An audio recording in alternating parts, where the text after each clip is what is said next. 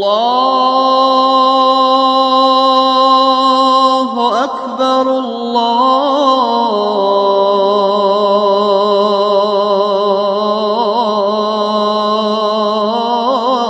الله أكبر أشهد أن لا إله إلا الله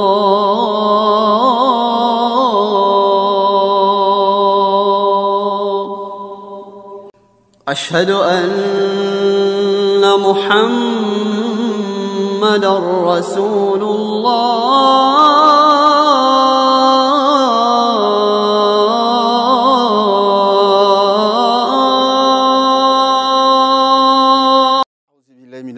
Bismillahirrahmanirrahim wa salatu wa salam ala Rasulullah. Chers frères en islam, qu'il me soit permis de vous adresser le salut des hommes du paradis, le salut fraternel, le salut de la miséricorde, le salut d'Allah Azzawajal. Salamu alaikum wa rahmatullah wa barakatuh. Allah, le tout miséricordieux, le très miséricordieux, le créateur de la terre et des cieux, le maître du jour de la rétribution, a dit: vous sont permises aujourd'hui les bonnes nourritures, vous est permise la nourriture des gens du livre, et votre propre nourriture leur est permise.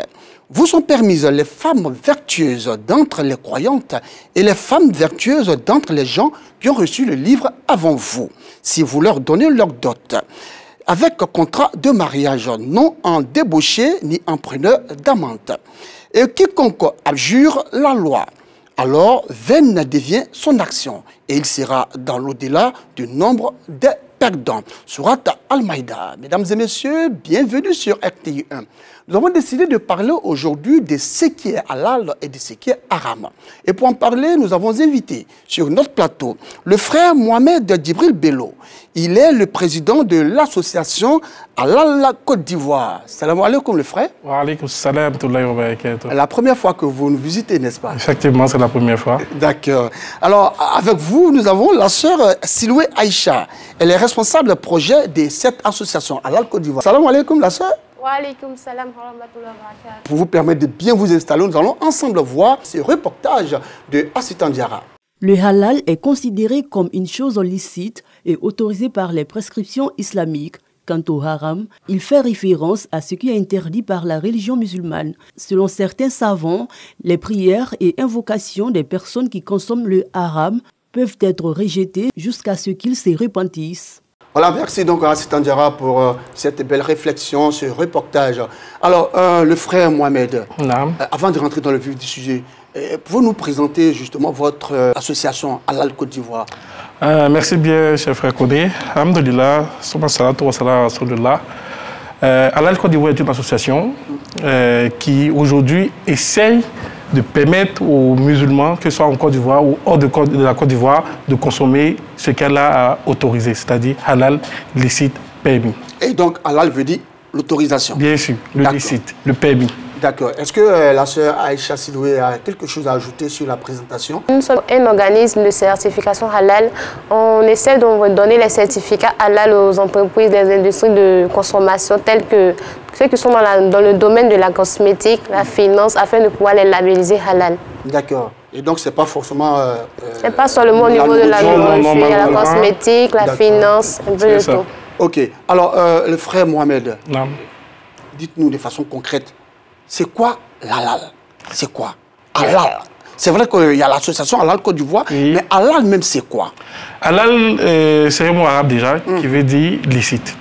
Donc ici, le halal, il est différent du haram, de ce qui est interdit. D'accord. Donc le halal sera tout ce qui est autorisé, tout ce qui est permis à la consommation, que ce soit dans la nourriture, que ce soit dans le textile, dans le vêtement, que ce soit également dans la finance, que ce soit dans la pharmaceutique, que ce soit même dans le tourisme aujourd'hui.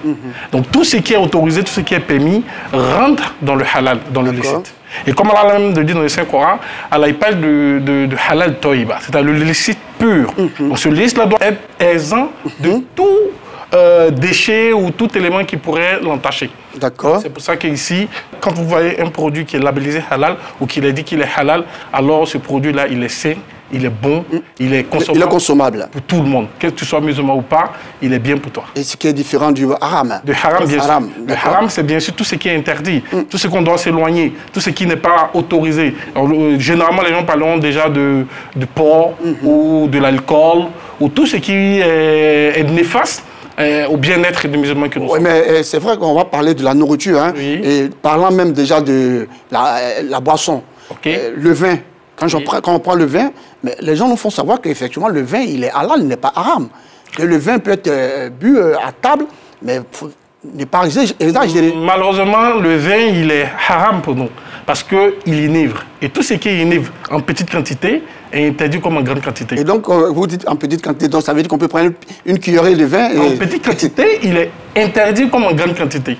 Est-ce qu'il est interdit ou alors on peut en prendre juste peu? Il est carrément interdit parce que vous avez lu une sourate en début d'entrée, la sourate Maïda, où Allah il parle de cela. Tout ce qui inhibe, tout ce qui peut rentrer dans ce qui peut permettre à l'homme de changer d'attitude, son esprit n'est plus là. En ce moment, cette chose-là est haram pour l'être humain. Alors, parlant de la viande de porc, ça, il y a aussi la polémique à ce niveau. Polémique, bon. Oui, parce que des gens nous font savoir qu'effectivement, quand on parle du porc, on parle du porc avec des cornes. Non. Tout ce qui rentre dans, même que ce soit les sangliers, tout ce qui rentre dans la famille de porc que nous connaissons aujourd'hui, nous sont interdits. Et malheureusement, les gens ont tendance à croire que c'est seulement le porc. Même la viande de mouton peut être haram un jour. Ah bon? Et comment ça? Parce que si moi je rentre dans un restaurant que je mange, on me dit non, c'est la viande de mouton, et que je ne prends pas la peine de vérifier, est-ce que ce mouton a été saigné conformément au rite islamique? Parce qu'on me dit c'est un mouton, je mange, non. On me dit c'est du bœuf, je mange, non. Il faut que je me rassure que ce mouton ou ce bœuf-là a été saigné conformément au rituel islamique. Est-ce que le frère Mohamed est en train de nous dire que quand on va manger dans les restaurants, il faut faire très attention, il ne faut pas manger... Très attention. Parce que malheureusement, aujourd'hui, nous musulmans, nous ne sommes pas exigeants. On consomme n'importe quoi, n'importe où, et on ne demande pas véritablement à ces restaurants ou à ces fournisseurs, même dans la grande distribution, hein, est-ce que le produit qu'ils nous offrent, est-ce qu'il est halal? Alors, la sauce, est-ce qu'au niveau du poisson, le poisson peut être aussi halal ou enfin, peut être haram quelquefois? Au niveau du poisson, non. Non. Parce que tout ce qui vient de la mer est halal. D'accord. Ce qui a été dit dans la sourate Al-Maïda, verset 5, si je ne me trompe pas. Verset 5, bien sûr. Où il dit, ce que vous chassez dans l'eau vous est permis. Ce que vous chassez sur la terre vous est illicite dans la mesure où vous êtes en état de Irma. Ah, d'accord. Iram, bien sûr. Voilà. Justement, parlons toujours de la nourriture. Est-ce que ce que nous achetons tous dans les boutiques, dans les supermarchés, est-ce que tout ça est halal? Non, pas vraiment. Quand je prends par exemple les saucissons?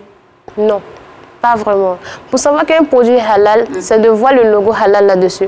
Toutefois, vous pouvez demander la certification halal, soit au fournisseur ou à l'importateur. Mais est-ce que ceux qui sont dans les supermarchés et les vendeuses, est-ce qu'elles savent qu'effectivement il y a cette certification sur le produit? Est-ce qu'il y a une communication là-dessus? Il y a une communication là-dessus parce qu'on a des entreprises qui sont certifiées halal. Il y a des personnes même qui commercialisent ces produits-là. Donc, on peut rentrer en contact avec ces entreprises ou sélectionner la liste des organismes certifiés halal afin de pouvoir rentrer en contact avec eux et puis vendre les produits halal. Est-ce qu'il y a des stickers sur les produits quand je vais au supermarché, je vais acheter... Ce que je disais tantôt, malheureusement, en musulman, on ne fait pas attention à cela. Sinon, vous prenez toutes les bouteilles d'huile sur le marché, vous verrez un label dessus, c'est écrit halal. Vous prenez les cubes d'assaisonnement, c'est écrit halal dessus. Il y en a qui sont des publicités mensongères, mais il y en a par contre qui sont venus vers nous et nous sommes allés vérifier, nous sommes contrôlés, nous avons vérifié de A à Z le processus de fabrication de ces produits. Et à la fin, quand c'est conforme à la charia, à ce cas-là, il a décrété, on donne les certificats. Donc nous, en tant que musulmans aujourd'hui, c'est ça. Chaque fois qu'on rentre dans un supermarché, chaque fois qu'on veut faire un achat, il faut qu'on se rassure d'abord. Est-ce que le produit, il est halal? Si oui, je le prends. Et comme Miss Silo le disait tantôt, pour savoir s'il est halal, c'est simple. C'est juste de vérifier est-ce qu'il y a une étiquette bien en évidence sur le produit qui dit qu'il est halal. Et si c'est le cas, on l'achète. Sinon, on laisse tomber. Alors, vraiment, c'est passionnant. Vous, Siloué, Aïcha, la sœur, vous cuisinez d'habitude. Hein? Oui. Voilà. Est-ce que vous regardez, vous respectez tout ça? Oui, on regarde, oui. Vous avez parlé de l'assaisonnement, et tout ça. Mais... Oui, les épices, là-dessus, on met dessus halal. D'accord, ça c'est le supermarché. Oui. Quand vous allez au marché, à Bobo derrière chez moi. Vous arrivez dans ce marché, est-ce que là-bas aussi, on peut trouver ces produits-là avec les stickers halal, comme le dit? Oui, oui. Oui. Les marchés, oui, Bolibana, partout là. Oui. Il ne s'agit pas du cadre, au fait. Il s'agit de ce qu'ils vendent. Ils se fournissent ces épices-là où? Ça peut dépendre de où ils prennent les produits. Ils peuvent se faire peut-être fournir ces épices par une entreprise qui est certifiée halal. Donc il suffit de chercher le logo. Si le logo se trouve sur l'épice halal, vous pouvez en prendre. Voilà. Toutefois aussi, si vous voulez être plus rassuré, ayant vu même le logo sur l'épice, vous pouvez consulter la liste des organismes. Si le produit est bon, peut-être l'entreprise qui commercialise ce produit est vraiment certifiée, ça vous rassure pour faire la cuisson. Mais comment justement chercher à rencontrer l'entreprise? Comment rentrer en contact avec cette entreprise? Généralement, les entreprises ont des numéros verts sur les différents produits pour les contacter, le service commercial. Ou bien, comme il a dit tantôt, nous contacter directement pour nous poser la question. Est-ce que telle entreprise et tel produit, est-ce qu'il est vraiment certifié par vous? Voilà, parce que comme moi j'aime bien le dire, nous sommes de la communauté. Nous sommes avec la communauté. Notre objectif, c'est vraiment de permettre à notre communauté de manger licite. Oui, mais vous êtes avec la communauté. Est-ce que vous avez des relations de bon rapport avec le COSIM, qui est l'entité mère de la communauté musulmane? Je me rappelle encore que le cheikh Haïm Allah, qu'Allah ait pitié de lui, Bokaï Fofana, lors de notre premier séjour au Maroc, dans le cadre d'un forum sur le halal, j'étais allé le voir à la maison et vraiment, c'est vraiment touchant parce qu'on avait déjà eu le prix du billet d'avion, mais on n'avait pas les moyens pour le séjour et tout. Et le cheikh nous a dit, venez, on allait le voir, il nous a remis une enveloppe, il a dit c'est ma contribution. Et depuis cette époque, on a même été reçu par le COSIM, le cheikh Aïma actuel, effectivement, on est toujours en contact. Aïma Ousmane Diakité. Oui, bien sûr. On essaie de voir comment permettre à notre communauté de mieux connaître d'abord ce qui est halal Côte d'Ivoire et pour rechercher ces produits-là sur le marché ivoirien et même à l'international. D'accord, nous allons respirer un peu, voir ce que pensent les populations de ce sujet halal ou haram. C'est tout de suite dans le micro-trottoir.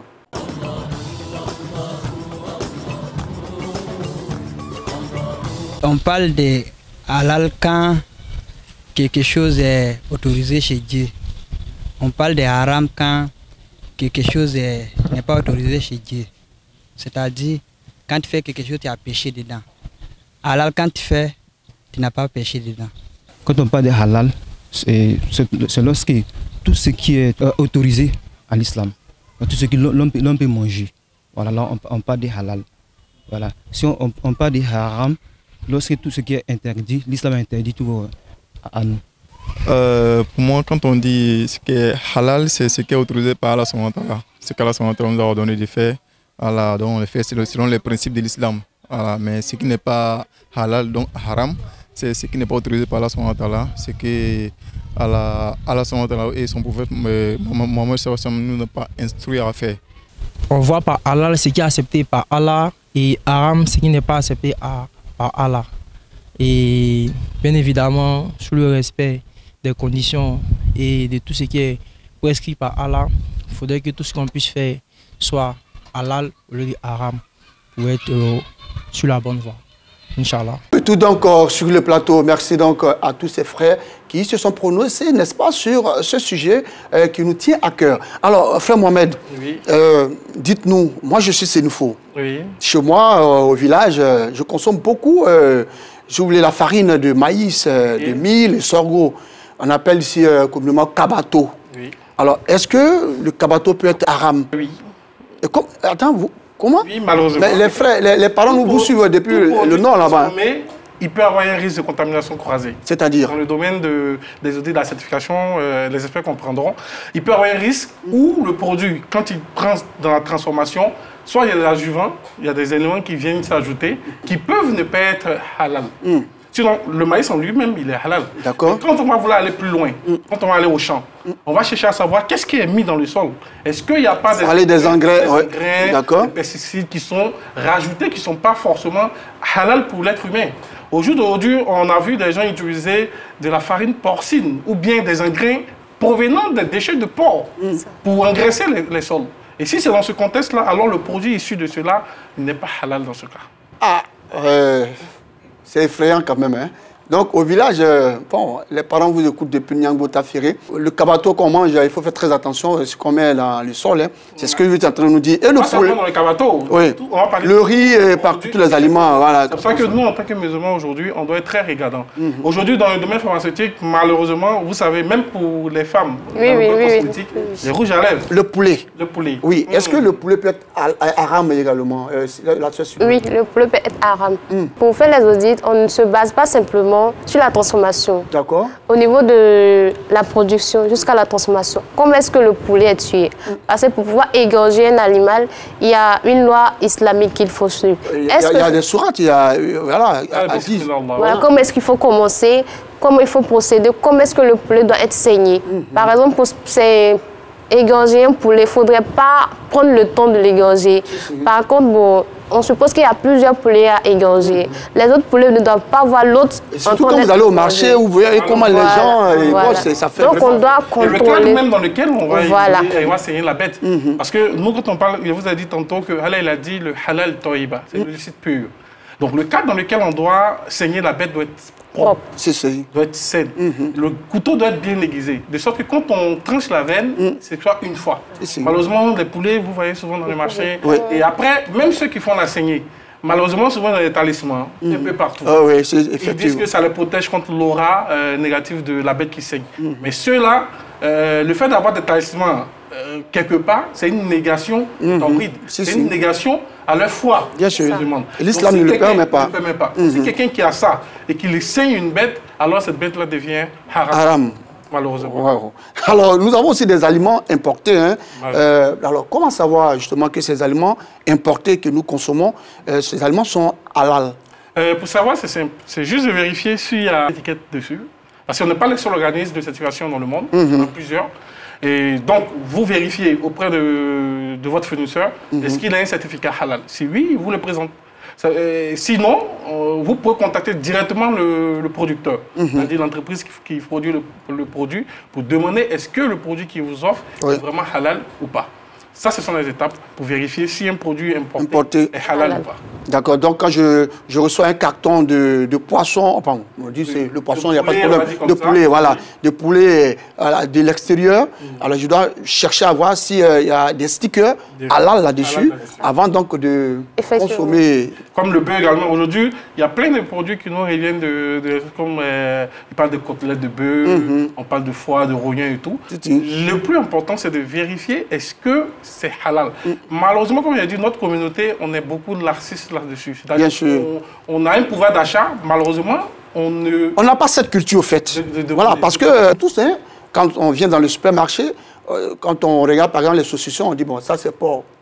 Le bœuf, oui. Le poulet, oui. Alors qu'il faut chercher à savoir si effectivement... Que ce poulet, voilà, est saigné conformément justement à la loi islamique. Donc, est-ce que vous êtes en train de nous dire, là, Sylvain, que c'est un péché pour nous, depuis longtemps, nous consommons sans savoir si c'est halal ou haram? Est-ce que nous avons des péchés parce qu'on ne savait pas?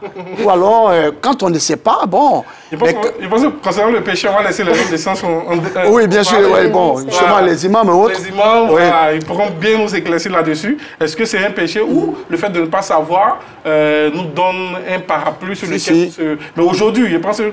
Oui, aujourd'hui, bien sûr, ceux qui vont savoir. Je pense que dès à présent, on doit être plus regardant, plus exigeant. Voilà, quand on rentre dans un fast-food, est-ce que c'est halal? Oui, je peux voir le certificat. Je prends un produit dans un supermarché, je demande est-ce que c'est halal? S'il n'y a pas le certificat dessus, on cherche à savoir, parce qu'il y a tous des gens qui font des produits halal. Donc allons vers ces produits-là. Ça nous permettra à nous d'être encore plus mieux consommer avant de partir. Oui, c'est vrai, nous avons les marchés, nous avons les supermarchés, les grandes surfaces, si vous voulez. Mais nous avons aussi les, si vous voulez, les pâtisseries. Oui. Et puis, bon, je vais manger du shawarma. Oui, les restaurants. Les restaurants. Dans le cas des restaurants, oui. Oui, mais à ce niveau là-bas aussi, est-ce que, comment savoir? C'est un peu compliqué à ce niveau. Hein? Très compliqué. Parce que vous savez, eux, c'est un ensemble de tout. Aujourd'hui, un restaurant, il a besoin d'huile, il a besoin d'assaisonnement, il a besoin de poulet, il a besoin de viande. Donc nous, qu'est-ce qu'on fait derrière? On essaye de rapprocher ces différents restaurants. Et puis on essaye, tant bien que mal, de les accompagner à aller vers des fournisseurs agréés par nous. Des fournisseurs qui sont déjà connus par nous, qui sont déjà certifiés. Et quand c'est comme ça, on a une chaîne de traçabilité qui est nette.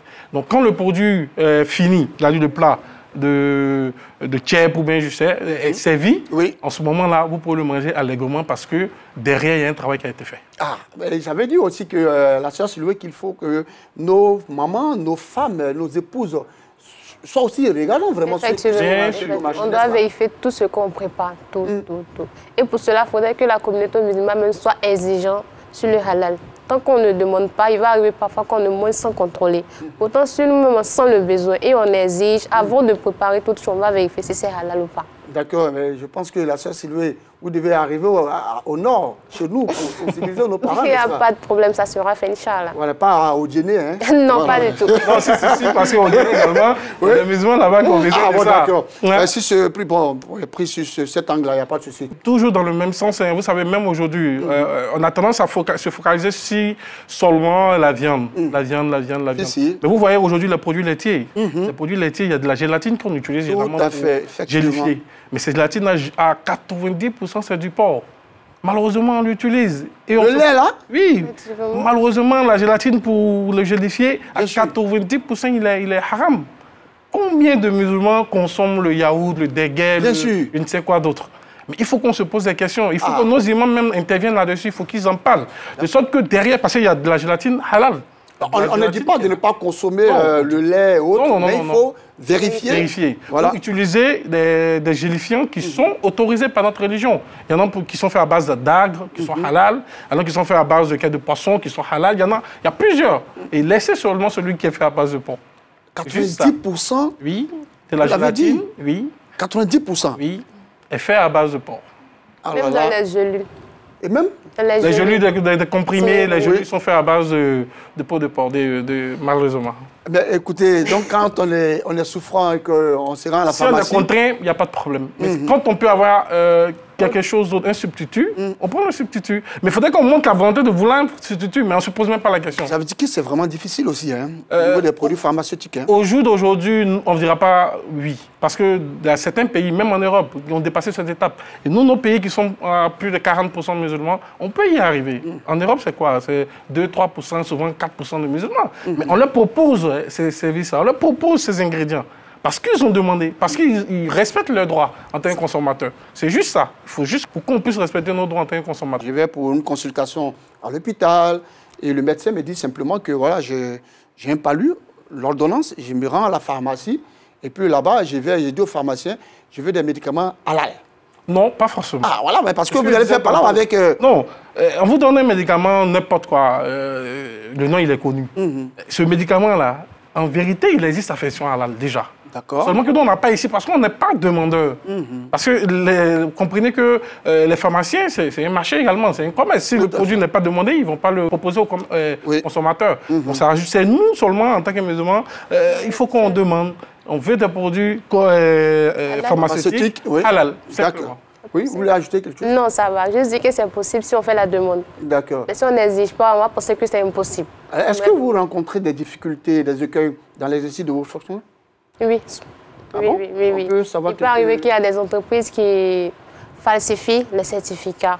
Et puis les fraudes également. Et puis, bon, la méconnaissance des règles du halal.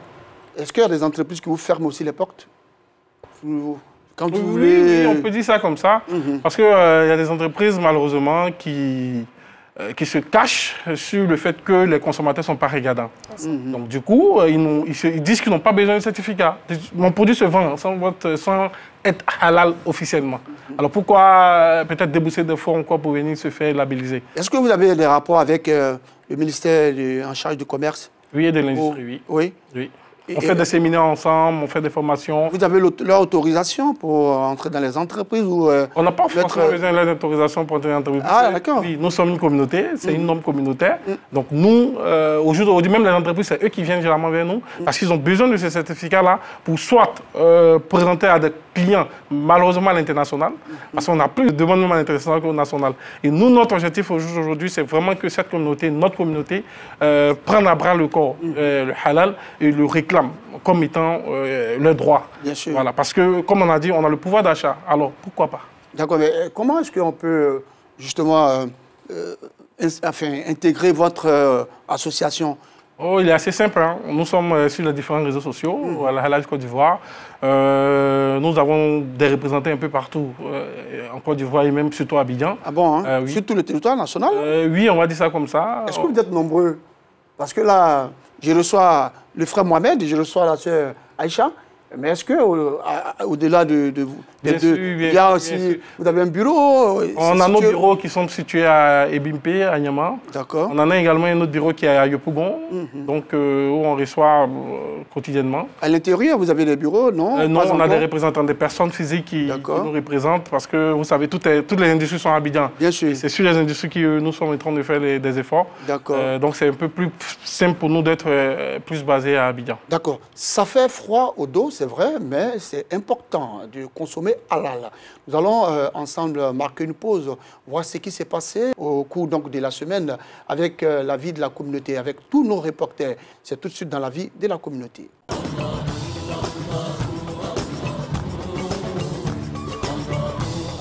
Édifier les fidèles musulmans sur les comportements et les parcours du prophète de l'islam, le prophète Mohammed, est tout l'essence de cette rencontre religieuse organisée par les cercles spirituels Tidjani et l'association Al-Bayt. Nous sommes à la célébration du Maouloud dans la commune de Bégerville. Nous avons parlé de la valeur du prophète Mohammed sallallahu alayhi wa sallam et la réalité mohamédienne.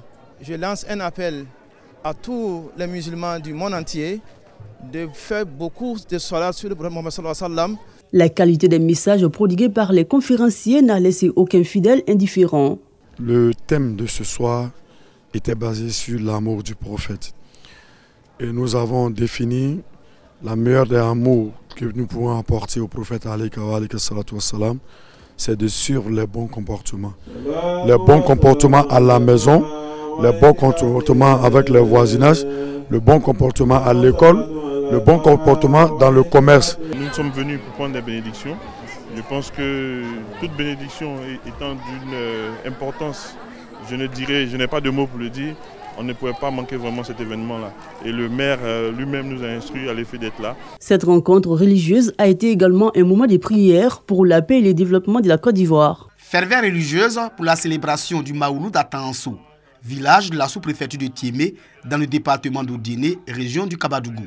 La principale mosquée de la localité est prise d'assaut par les fidèles musulmans pour l'occasion. Je suis venue de la France pour célébrer la nuit du Maouloud avec mes parents. Les bénédictions qu'ils ont faites, que Dieu accepte. À chaque année, quand la date du prophète alayhi salatu wa salam se déclare, les musulmans se réunissent dans les villages natals et ils effectuent une grande fête pour montrer qu'ils sont toujours avec le prophète. Ce que le prophète alayhi salatu wa salam a enseigné, ils sont toujours dessus, ils maintiennent et ils enseignent aux générations. La commémoration de la naissance de Mahomet meublée par un prêche sur la vie du prophète de l'islam. Le prédicateur de la soirée, Diarasouba Isiaka, invite ses co-religionnaires à suivre les pas du prophète dans leurs activités quotidiennes, à savoir prôner la paix, la cohésion sociale, des valeurs primordiales pour un climat de quiétude. Au lendemain de la veillée, une prière a été dite pour la paix et la cohésion sociale en Côte d'Ivoire. Célébrer l'union, c'est ce qui nous permet donc vraiment d'aller de l'avant et d'être fiers de ce que nous faisons. Nos marabouts, ceux-là même qui prient pour nous, qui à travers leurs prières nous évoluons. Parce que les bénédictions qu'ils nous font nous reviennent du cœur. L'édition 2024 de la célébration du Maouloud à Tanso est initiée par la mutuelle de développement de la localité. Célébration du Maouloud à Satama Sokoro, commune de la région du Hambol. La commémoration de la naissance du prophète de l'islam, Mahomet, marquée par des prières et des bénédictions par l'imam central de Bouaké, El Hadj Badiawari Touré. Et cela en prélude à la veillée. Occasion pour nous, guides religieux, de prier pour la paix et pour le président de la République Alassane Ouattara. Ferveur religieuse pour les fidèles musulmans de la localité qui sont venus en grand nombre. Lecture coranique et conférences sur la vie du prophète de l'islam ont meublé cette nuit. Le prédicateur de la soirée, Ousmane Touré, invite ses coreligionnaires à œuvrer pour la cohésion sociale et le maintien d'un climat de paix des valeurs prônées par Mahomet. Les représentants du maire de Bouaké, le ministre Amadou Koné, et du ministre d'État, ministre de la Défense Téné Birahima Ouattara, ont également marqué leur présence à cette nuit dédiée au prophète de l'islam. À l'instar des communautés musulmanes de la Côte d'Ivoire, celle de Yopougontois Rouge a procédé également à la célébration de la nuit du Mawlud, la commémoration de la naissance du prophète Mohammed, paix et salut soit sur lui. Le thème retenu pour cette édition, la moralité et les vertus sociales selon la vie du prophète. Saïd Timité, imam adjoint de la mosquée, a demandé aux fidèles musulmans d'œuvrer selon les prescriptions de l'islam dans leur quotidien. L'imam a déploré la dépravation des mœurs et recommandé aux fidèles musulmans de veiller strictement au comportement de leurs enfants. Après avoir marqué les esprits par ses nombreux talents de militante au sein de l'Association des femmes musulmanes en Côte d'Ivoire, Téné Coulibaly est récompensée par ses membres. À peine installée dans son fauteuil de présidente de l'AFEMSI, elle annonce les défis à relever durant sa mandature. Après mon investiture, je suis consciente des défis. Éduquer les femmes musulmanes à aimer leur religion, à bien éduquer leurs enfants. Pour la circonstance, Mangane Maenda Traoré a animé une conférence sous le thème « Femmes musulmanes face aux défis contemporains ». Elle profite pour inviter la gente féminine à la culture de la responsabilité et des bonnes mœurs. Quand on dit que les enfants ont raté, est-ce que quelque part il n'y a pas la part des parents dedans? Quelle stratégie il faut mener pour mieux accompagner les enfants, les sécuriser, les protéger? À leur tour, leaders religieux et membres de l'AFEMSI soutiennent la vision de la nouvelle présidente de l'AFEMSI. Elle a une mission aussi un peu difficile. Dans un premier temps, elle doit rassembler l'ensemble des femmes de Koumassi. Les femmes musulmanes et les non-musulmans. Le dialogue interreligieux en Côte d'Ivoire est une valeur, pour ne pas dire, qui a une dimension internationale. Elle doit aussi savoir qu'elle n'a pas d'adversaire. Voilà. Elle peut ne pas avoir les mêmes visions que les autres. Elle doit aussi placer son autorité sur l'autorité spirituelle.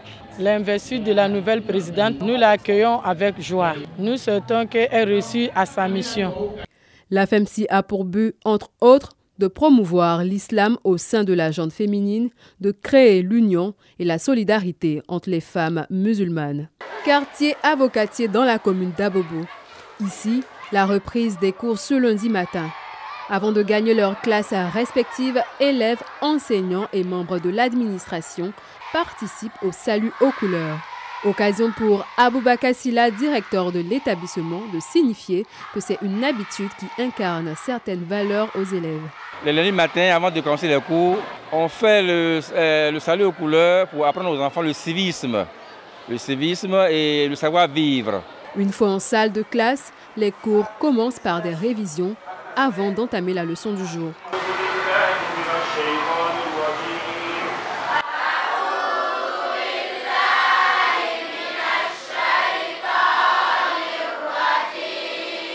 Nous sommes en notre troisième séance. Le niveau est très élevé. Fatima Diawara, élève en classe d'examen, a déjà pris connaissance des 3 premières leçons d'une matière de base. Elle promet d'honorer son école en fin d'année. On a commencé les cours se passent bien, les professeurs expliquent bien les cours.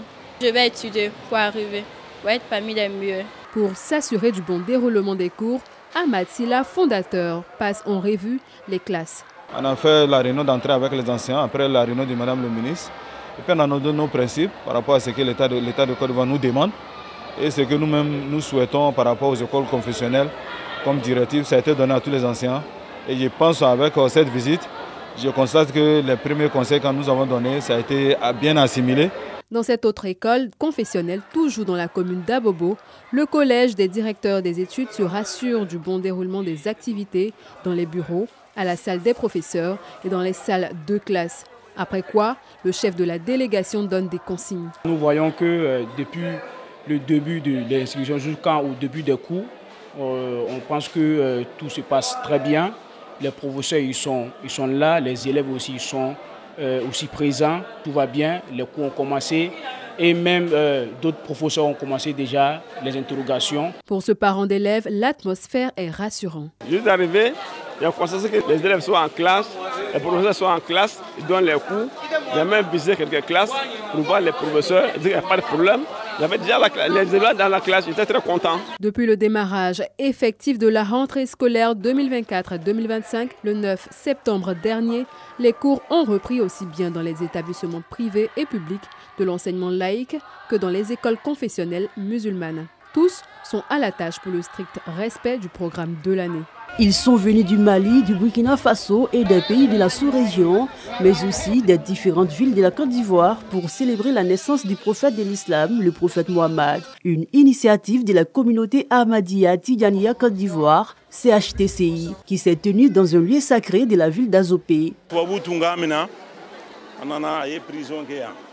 C'est ici que mon grand-père a été séquestré par les colons. Il était saint. Chaque année, on vient à cet endroit pour implorer Dieu et rendre hommage au prophète Mohammed. On prie pour la stabilité dans nos pays. C'est dans la paix que nous pouvons réaliser de grandes choses. Chaque année, nous venons commémorer pour rendre hommage au prophète Mohammed sallallahu alayhi wa sallam, dans le but de respecter la sunna et les prescriptions du Coran. Nous faisons des prières pour la Côte d'Ivoire et puis toute la communauté islamique et tout le monde entier. Cette rencontre religieuse a vu la participation du président du conseil régional de la Mai. Il a invité les uns et les autres à l'union et au vivre ensemble. Aujourd'hui, le chef de l'État transmet un message important qui est celui de la fraternité, de l'amitié, de la paix, de la cohésion sociale, qui sont le ciment du développement. Les prières qu'ils font ici, c'est pour la paix en Côte d'Ivoire, c'est pour la fraternité en Côte d'Ivoire. Ce rendez-vous a été un moment de recueillement, de spiritualité et d'intenses prières pour la paix, l'union et la cohésion entre les peuples africains. L'imam principal de la mosquée centrale de Dabou, El Hadj Mamadou Kouma, a désormais une mission particulière dans la région des Grands Ponts. Celle de fédérer ses coreligionnaires autour de l'idéal d'un vivre ensemble harmonieux. Je suis très heureux d'avoir chef à mon côté, de me faire confiance. Parce que c'est une tâche, c'est pas facile, c'est une tâche très lourde. Bon, vraiment, je demande à lui de me faire beaucoup de bénédictions. Occasion pour Cheikh Al-Aïma Ousmane Diakité, président du COSIM, d'inviter les différentes communautés à la consolidation de la cohésion sociale et de la paix. Nous faisons confiance à l'imam Kouma, nous le connaissons, nous prions pour lui. La mission principale, c'est que l'imam travaille pour la cohésion, pour rapprocher les fidèles. Il doit être une aiguille pour coudre la communauté et l'imam ne doit pas être une lame pour fendre. Il doit juger avec la vérité, être du côté des pauvres et dire la vérité, même si c'est amer. Autorité préfectorale et parrain de la cérémonie adhèrent à la cause. Ce que le gouvernement et nos gouvernants actuels depuis toujours nous demandent, c'est de cultiver la paix, la cohésion sociale, la paix à l'intérieur de la Côte d'Ivoire et la paix entre la Côte d'Ivoire et les États limitrophes. Notre séance de travail va porter sur ce thème. Nous sommes vraiment très heureux puisque notre imam principal, le président du COSIM Grand Point, a été installé et nous espérons qu'il aura la sagesse d'unir. L'imam Mamadou Kouma fait partie du prestigieux cercle restreint des ambassadeurs de la paix en Côte d'Ivoire. Après son intronisation, il est convié à une séance de coordination des actions de cohésion sociale au profit de la région des Grands Ponts. Voilà, merci donc à tous nos reporters qui nous ont permis de savoir ce qui s'est passé au cours de cette semaine. Alors, le frère Mohamed, oui. Dites-nous, qu'en est-il justement de l'origine des matières premières, des ingrédients, des additifs et des emballages entrant dans la composition des produits que nous consommons? Bien sûr, tout ce qui rentre dans la composition d'un produit, partant du produit lui-même jusqu'à son emballage, doivent être halal. Aujourd'hui, les choses sont déjà évoluées. Hein. Vous avez des plastiques qui sont alimentaires et halal. Vous avez des ingrédients qui sont déjà certifiés ou qui n'ont pas besoin de certification parce qu'à la base, ils sont halal. Voilà. Donc, à ce niveau, on n'a vraiment pas de problème. Mais dès qu'ils rentrent dans une transformation, et qu'il y a des produits comme des colorants, comme de la gélatine qui rentrent dedans, en ce moment, on doit se poser la question, est-ce qu'il n'y a pas de risque de contamination croisée où le produit peut être entaché de ne pas être halal? D'accord. La sœur Siloué, n'est-ce pas que l'origine justement de nos produits de consommation est confuse, malgré tous les systèmes de traçabilité disponibles aujourd'hui? Oui, ça dépend des produits utilisés lors de la transformation. Et on a des produits également qu'on n'a pas besoin de certifier halal, tels que les fruits, les légumes et les céréales. Par contre, lorsqu'on fait la transformation, tout ce qui s'ajoute, ce qui fait qu'il y a des mélanges et qui nous oblige maintenant à passer un audit pour savoir si ces produits sont halal ou pas. D'accord. Frère Maman, est-ce qu'au niveau des femmes, on peut parler de halal et de haram? Oui, la femme, elle est halal tant qu'elle est mariée. Si j'épouse une femme, pas une femme du livre, est-ce qu'on peut parler de... Au jour d'aujourd'hui, non. Le musulman, il épouse la musulmane. La musulmane, elle épouse un musulman. D'accord. C'est ce qui est connu, c'est ce qui est dit. Est-ce qu'au niveau de la tenue vestimentaire, on peut parler de halal et de haram? Bien sûr, bien sûr. Parce qu'au jour d'aujourd'hui, la femme doit se vêtir correctement. Comme ma soeur Siloué, hein? Des habits amples, qui ne dessinent pas la forme. D'accord. Voilà, comme pour l'homme également. Voilà. Donc, quand la personne se vêtit ainsi, et il y a différents types. Nous, les hommes, par exemple, la soie nous est interdit. D'accord. Il ne faudrait pas qu'on prenne des soies, qui soient comme la belle cravate. J'espère qu'elle n'est pas en soie. Ah bon, écoutez, pour le moment, elle n'est pas en soie. Donc, il y a ça. L'or nous est interdit en matière de bijoux. Pour la femme, il est autorisé. Donc, c'est tout ça qui fait partie du halal ou pas. D'accord. Ou du haram. D'accord. C'est vrai, on a parlé de halal nourriture, halal cosmétique, par exemple. Au niveau de la finance également. D'accord. Les intérêts, par exemple, lorsque tu prends un crédit à la banque, ils vont t'imposer un intérêt, ce qui n'est pas normal. Ah bon? Le riba, il est interdit, on dit ça comme ça. Voilà, le riba, on s'éloigne de cela parce qu'il est haram pour nous. Et donc, ça veut dire que si je vais à la banque et que je prends un prêt, la banque ne doit pas ajouter un intérêt. Malheureusement. Ah, mais comment la banque fonctionne alors? Aujourd'hui, alhamdoulilah, on a des systèmes de finance islamique. Et vous savez, même aujourd'hui, les Européens, ils ont reconnu cela, ils ont appelé ça quoi, la finance éthique. Parce qu'ils ont compris que c'était mieux que ce qu'ils avaient comme finance. La finance halal. D'accord. Donc, au jour d'aujourd'hui, en Côte d'Ivoire, on a des fenêtres dans certaines banques qui ont ouvert des fenêtres islamiques. On a une microfinance aujourd'hui qui se porte bien également, qui est halal, qui est sur la finance islamique. Et l'intérêt pour nous, c'est plus de se rapprocher de ces institutions financières islamiques pour être à l'aise dans nos prêts. Est-ce que c'est le client qui a le péché? Bien sûr, il partage le péché avec eux, parce que c'est lui qui vient soumissionner, c'est lui qui demande le prêt. Oui. Et le prêt, il sait que c'est un prêt avec intérêt, avec le riba. Et donc, il doit s'éloigner. Maintenant, si lui, il accepte ce prêt... D'accord, mais justement, comment est-ce que justement, ces microfinances proches donc, de l'islam arrivent à survivre s'il n'y a pas d'intérêt?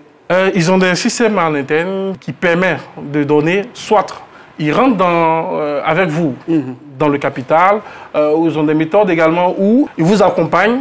Donc, ce que je conseille, c'est vraiment que les gens les approchent pour pouvoir voir avec eux quels sont les systèmes qu'ils proposent pour ne pas rentrer dans ces cas-là, il est interdit. D'accord. Alors, on va revenir sur la tenue vestimentaire, sur Aïcha. Alors, quel conseil, justement, vous avez à prodiguer à vos sœurs concernant la tenue vestimentaire? On voit très bien habillée. D'accord, je dirais à mes soeurs musulmanes comme ça d'essayer de faire le fort, de s'habiller correctement. Une femme, elle se respecte, il faudrait s'habiller de sorte qu'on ne voit que uniquement la main et le visage, si possible.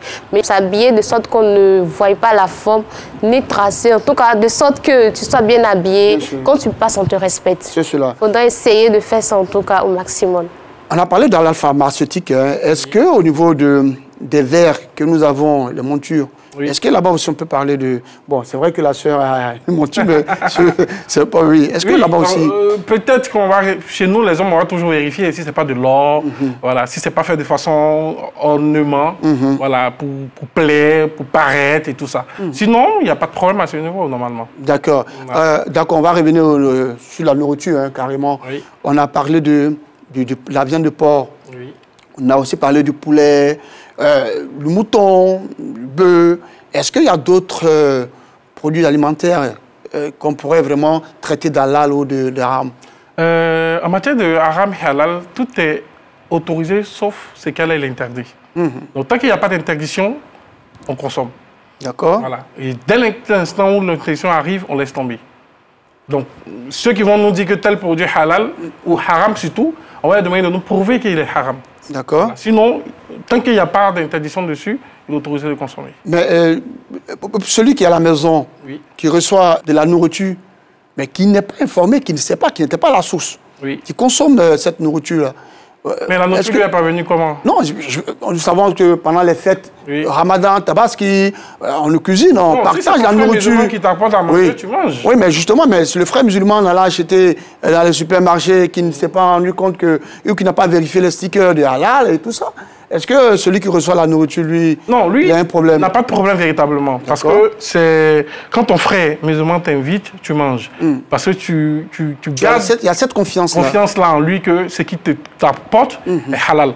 Donc chacun de nous doit maintenant faire attention à quand je vais inviter, quand je vais acheter, quand je vais prendre, est-ce que c'est halal avant?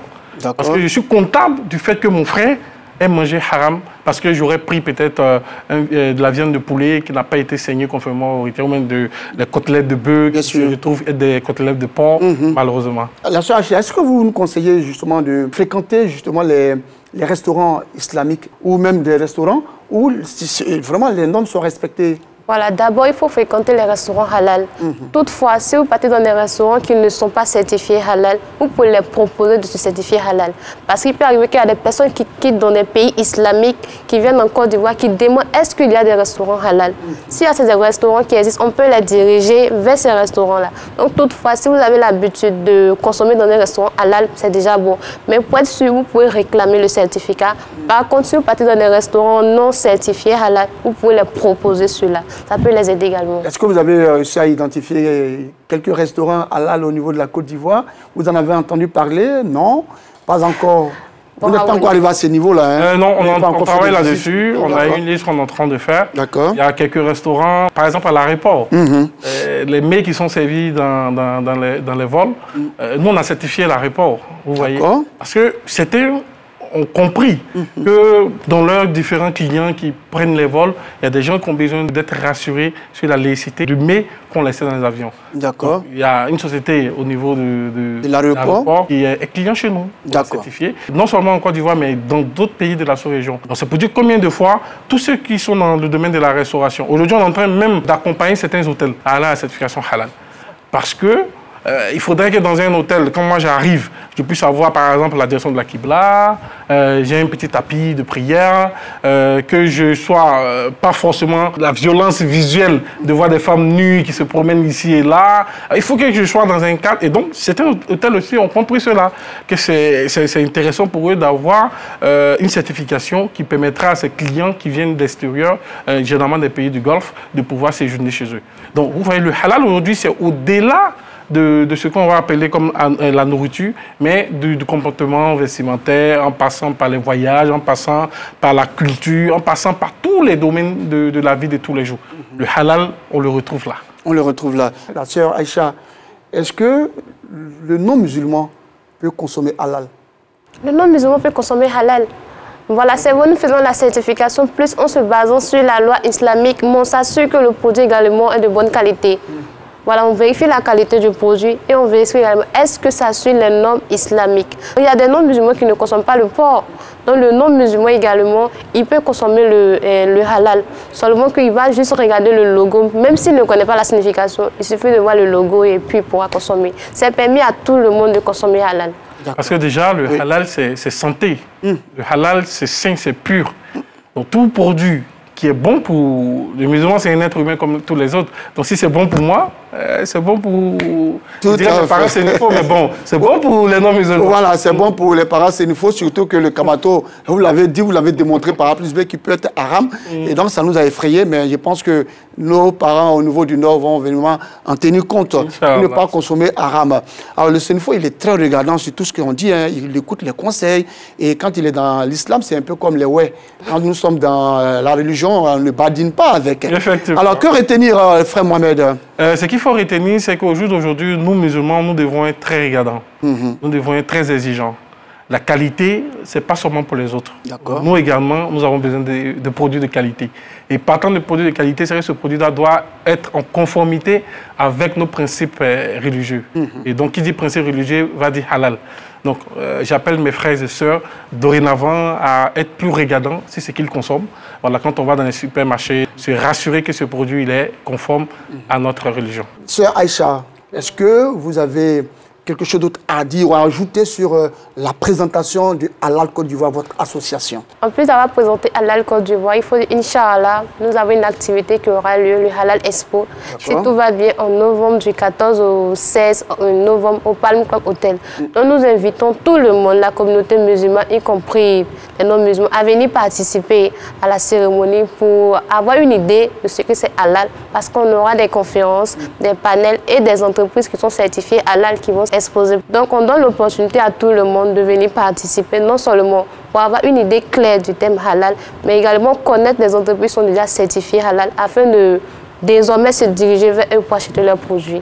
Voilà. Ça sera à quelle heure ou pendant combien de jours? Ça sera sur 3 jours, les 14, 15 et 16 novembre 2024, dans un hôtel de la place. On aura des experts qui viendront de l'international.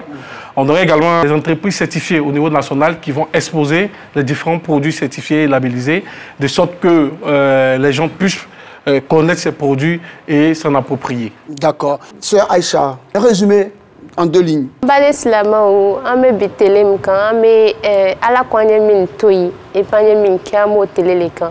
Domini do be ante kan ka min ke, domini do be ame se ka min ke. Donc ama dal la min na ole aya nyini ka lo domini min kan et puis min man alal logo do be na ko domini fe kan o ko le ko abise ka do. C'est la fin de cette émission. Rappelons que nous étions avec le frère Mohamed Djibril Bello et le président de l'association Halal Côte d'Ivoire et la sœur Siloué Aïcha, responsable projet de cette association. Avec eux, nous avons parlé de Halal et de Haram. Merci à vous de nous avoir suivis. Je vous donne rendez-vous, Inch'Allah, le jeudi prochain, même heure, même chaîne. Rappelons justement que vous pouvez suivre la rediffusion de l'émission Allah Akbar tous les vendredis à partir de 9h. Assalamu alaikum wa rahmatullah wa barakatuh.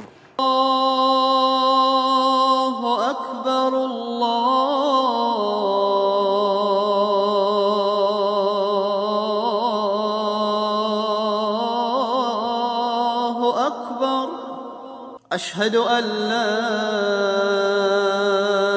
إله إلا الله